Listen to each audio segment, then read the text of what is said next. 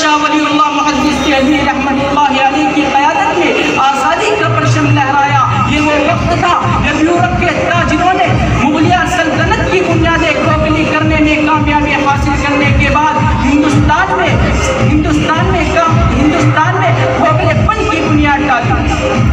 اور آگے چلتا ہوں میں 1857 عیسوی میں دہلی کے 34 علماء کرام نے جہاد کا فتویٰ دیا۔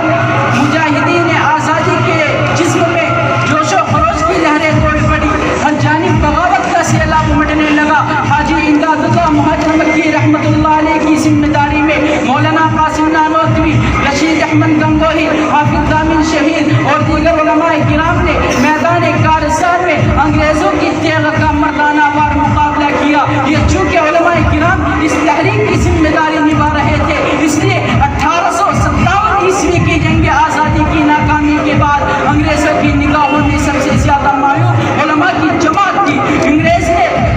ایسٹ انڈیا کمپنی نے دھاڑی رکھنے والے اور عالمانہ وظافتہ رکھنے والے ہر شخص کو پھانسی پر لٹکانے کا حکم دے دیا، اور صرف 15 دن کے قلیل عرصے میں تقریباً 2 لاکھ مسلمان شہید ہوئے، جن میں سے 51,500 علماء کرام شہید ہوئے تھے۔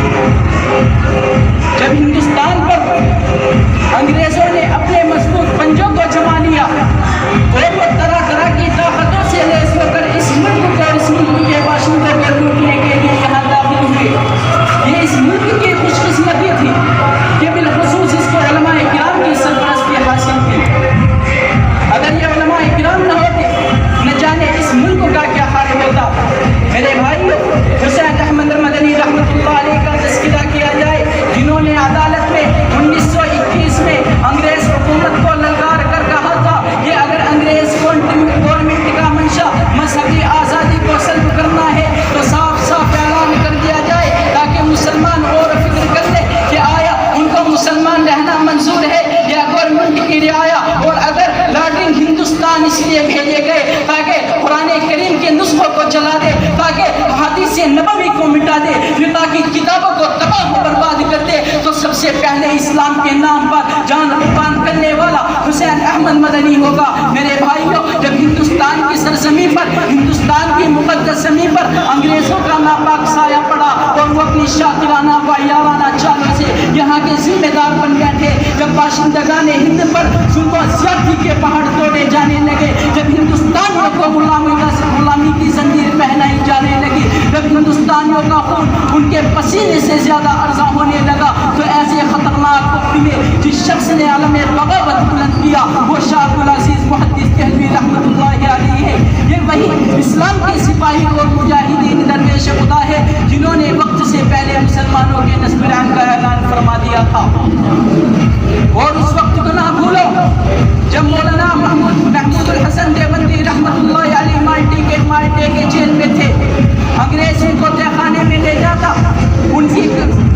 کی کمر کو گرم سلاخوں سے داغتا اور کہتا محمود الحسن اپنے فتوے سے رجوع کر لے، انگریز کے حق میں فتویٰ دے دے۔ حضرت بے ہوش ہو جاتے، جب ہوش آتا تو فرماتے وہ انگریز کے وقت میں حضرت سمیہ کا وارث ہوں، میرے 2 ٹکڑے ہو سکتے ہیں، میں حضرت بلال کا وارث ہوں، میری چمڑی ادھر سکتی ہے، میں حضرت عمار کا وارث ہوں، میری کھال ادھر سکتی ہے، لیکن تو جیسے بدبخت کے حق میں کبھی میں فیصلہ نہیں دے سکتا۔ انہی کے خاص شاگرد مولانا حسین احمد مدنی رحمۃ اللہ علیہ ہے جو انگریز کی عدالت میں کھڑے ہیں۔ انگریز جج کہتا ہے حسین احمد مدنی، میں نے سنا ہے کہ تو نے فتویٰ دیا ہے انگریز کی فوج میں بھرتی ہونا حرام ہے، فرما دیا ہے، دیتا ہوں، دیتا رہوں گا جب تک حسین احمد مدنی کے منہ میں زبان باقی ہے، دل میں قرآن باقی ہے، جسم میں جان باقی ہے، میں کہتا رہوں گا تیری فوج میں بھرتی ہونا حرام ہے، حرام ہے۔ انگریز جج کہتا ہے حسین احمد مدنی، کیا تجھے معلوم ہے ایسی بغاوت والی تقریر کی سزا کیا ہے؟ مولانا حسین احمد مدنی نے کہا مجھے معلوم نہیں۔ انگریز کتے تو بدلا، انگریز کہتا ہے ایسی بغاوت والی تقریر کی سزا تختہ دار ہے، پھانسی ہے۔ مولانا حسین احمد مدنی نے بڑے کیس کھولا اور سے بیت المال نکال کر عدالت میں لہرا کر کہنے لگے وہ انگریز وقت تجھے معلوم ہونا چاہیے جب یہ حسین احمد مدنی دیوبند سے آ رہا تھا تو قبض کا قبضہ بھی ساتھ لے آیا تھا۔ میرے بھائیوں، میں آپ کو اس سے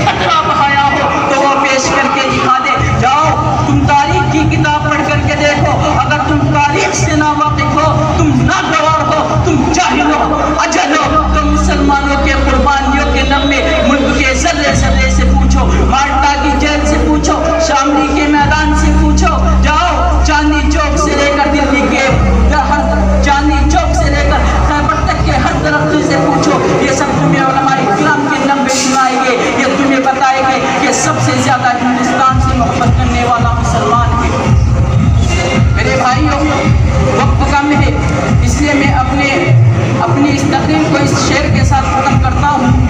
حوصلہ ہم جوان رکھتے ہیں, حوصلہ ہم جوان رکھتے ہیں, مرتبہ عالی شان رکھتے ہیں, دل میں ہے